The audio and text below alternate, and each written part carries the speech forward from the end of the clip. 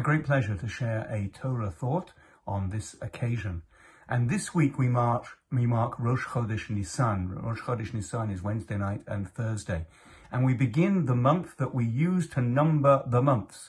We have a mitzvah that we read about, or we would have read about, in Parashat Chodesh last Shabbat, the mitzvah of counting the months from Nisan. So Nisan is month number 1.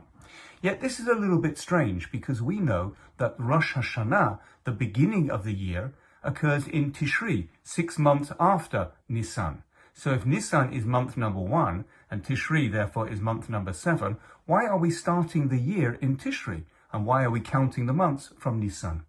So there's a lot of discussion on the interrelationship between these 2 months. And indeed, the Gemara in Rosh Hashanah brings a dispute between 2 of the Talmudic sages, whether the world was created in Nisan or whether the world was created in Tishri. And in effect, we actually follow both opinions because in some respects, we regard Nisan as the beginning of the annual renewal of the year. But of course, we have Rosh Hashanah, the beginning of the year in Tishri. So there's a lot to be said about the unique characteristics of these 2 months, but I just like to mention 2 things which I think relate together. And the first is the difference between the universal and the particular. Tishri is the Rosh Hashanah for the entire world, and we understand that the entire world, Jews, non-Jews, all get judged on Rosh Hashanah. Rosh Hashanah is therefore the anniversary of the day that Hashem created the entire world for the entire world population. Nisan, on the other hand, is the particular month. It's unique for the Jewish people. It celebrates the birth of the Jewish people when the Jewish people came out of Egypt and became a nation. And it's the month that we uniquely use to count the months from. So that's one of the distinctions between Tishri and Nisan, universal versus particular. And we can also say that the difference is about Hashem's relationship with the world. Tishri represents the creation of the world and the ongoing world in its natural form.